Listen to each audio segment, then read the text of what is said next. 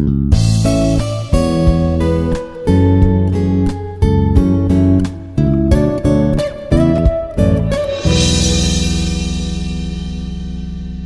of the day. I am Dr. K. Raghuram Mohan Reddy. The course name is Unconventional Machining Process. Topic is Chemical Milling Process Parameters and Material Removal. Okay. I am Associate Professor of Department of Mechanical Engineering, Institute of Aeronautical Engineering, Hyderabad, Telangana. Right. At the end of this session, student will be able to understand the process parameters of chemical milling. Second one, understand the material removal mechanism of chemical milling. These two are the course learning outcomes of the today's topic. Okay, right.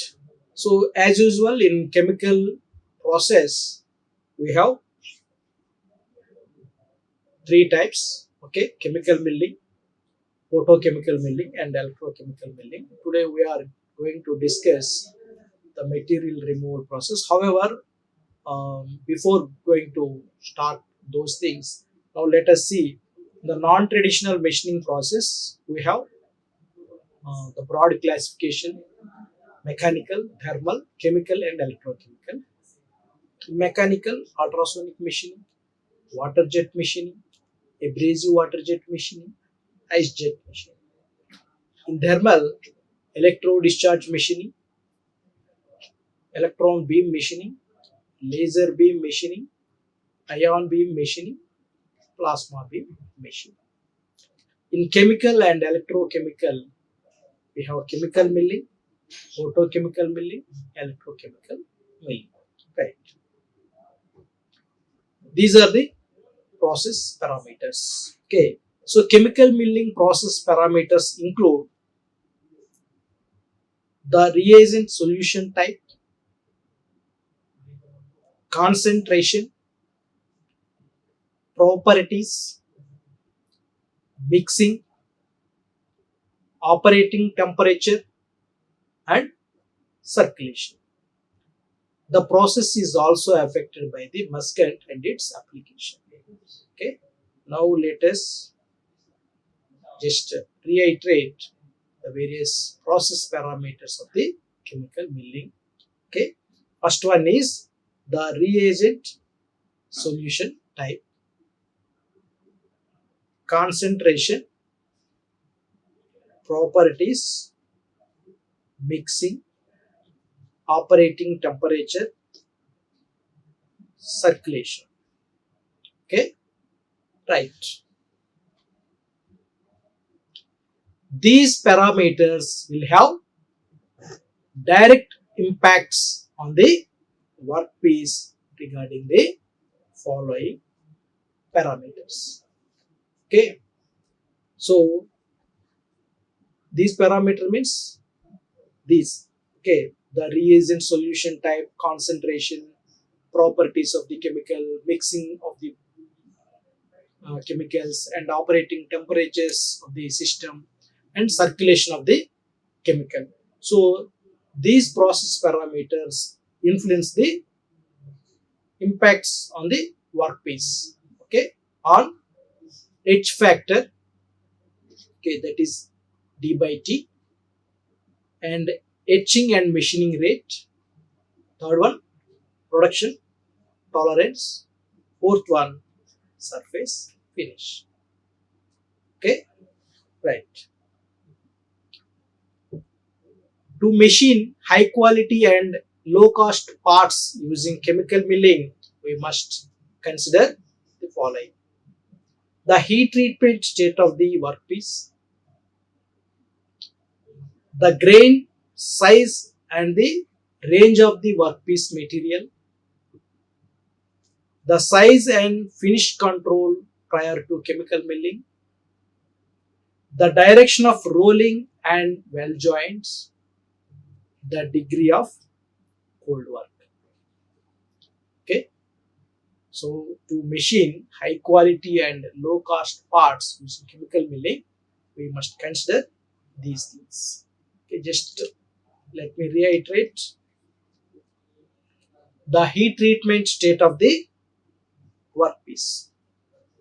Okay, so when we are when the workpiece is undergoing some heat treatment process, so we have to consider the heat treatment state. Okay, right. The grain size and the range of workpiece material. Third one, the size and finish control prior to chemical milling. The direction of rolling and weld joints. The degree of cold work. Okay, so we have to consider these things. Next, material removal rate. The material removal or etch rate depends on the chemical and metallurgical uniformity of the workpiece and the uniformity of the solution temperature. Okay, so here metallurgical uniformity of the workpiece and uniformity of the solution temperature. Okay, so here one is based on the chemical and metallurgical uniformity of the workpiece. That means it is depending on the chemical and workpiece material and its metallurgical uniformity, and third one is temperature, that is uniformity of the solution temperature. Okay, right. As shown in figure 2 and figure 3, castings having the largest grain size show the roughest surface together with the lowest machining rate. Okay, so here x-axis is representing material type and y-axis is representing surface roughness. Okay, in microns, that is RA, surface roughness. Excuse me. So here figure 2, chemical milling average roughness of the some alloys after removing 0.25 to 0.4 millimeters. Okay, so Hoffy during 1995 reported for 3 different conditions. One is casting, second one is forging, third one is sheet. Okay, so look at here, this is for casting, okay, this is for forging, and this is for sheet. Okay, and for different materials, see it is very low for tantalum. See, for tantalum it is not representing for casting and forging, only for sheet. For titanium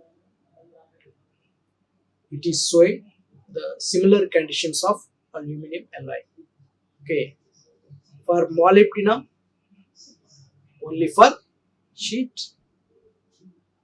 Okay, here for steels and magnesium alloy it is not representing the casting, but however here castings having the largest grain size show the roughest surface together with the lowest machining rate. Here the machining rate is low, but surface roughness is representing high for the aluminum alloy for the casting. Okay, right. Again in figure 3, just look at, it is representing roughness and edge rate for the different material types. Okay, see here this symbol, roughness symbol, is this one. Okay, and edge rate with the triangle. Okay, so here square shape is representing roughness and triangle shape representing H rate. Okay, so here H rate is in microns per minute representing here, and surface roughness is represented here for the different materials. Okay, so here H rate is gradually decreasing. Okay, whereas surface roughness is gradually increasing. Okay, see here roughness points are like this, and H rate points are representing like this. Okay, however, there will be a small deviation. Okay, no issue with that.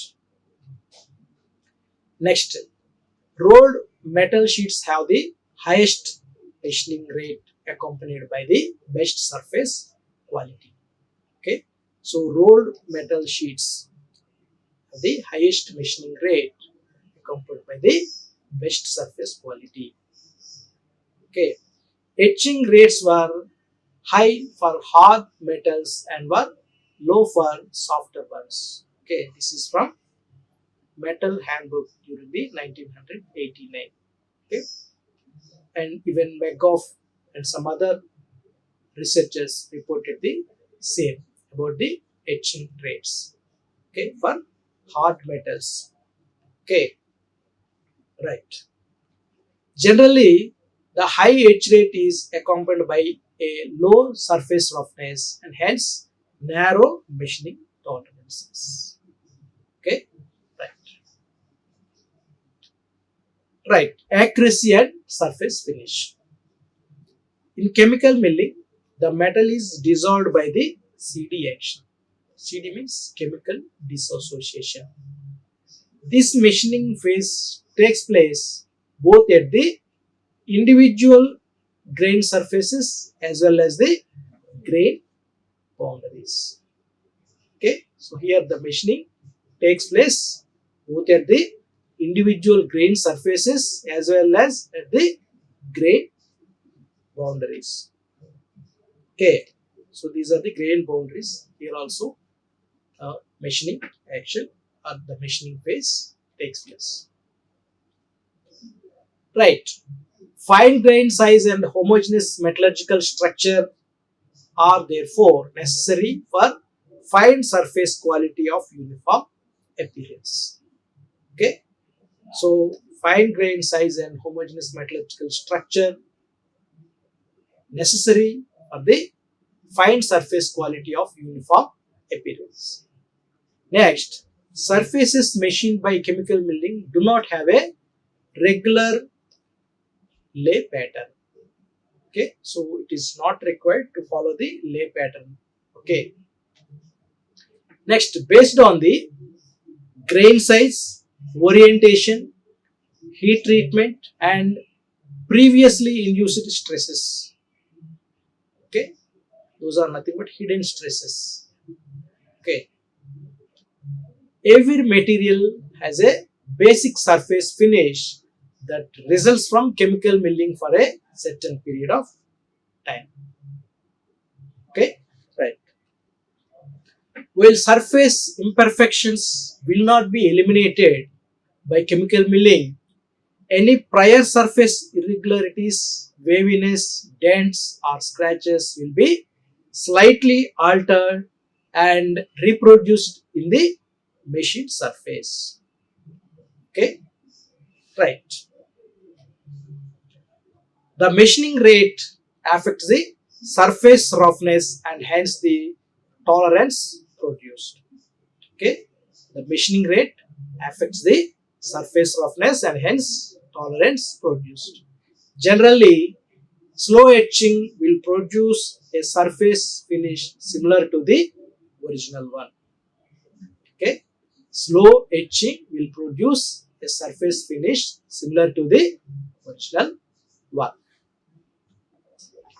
The orientation of the areas being etched with respect to the rolling direction or the direction of the grain in the workpiece is also important for good chemical milling surfaces.